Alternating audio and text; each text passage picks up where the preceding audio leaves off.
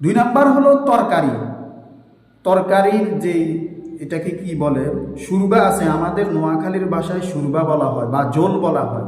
এই জোলকে কিসের মধ্যে রাখা, ঠোঁটে মুখের মধ্যে দেওয়া, মুখের মধ্যে দিয়ে লবণ চেক করা। কিন্তু 2 জন ব্যক্তির জন্য এটা অবকাশ আছে, সুযোগ আছে। তারা কারা? 1 নাম্বার হলো যেই গোলাম তার মালিকের চাকরি করে, মালিক হলো বদমেজাজি, লবণ কি বেশি হয়েছে না কম হয়েছে চেক না করলে মালিক তার সাথে খারাপ ব্যবহার করবে।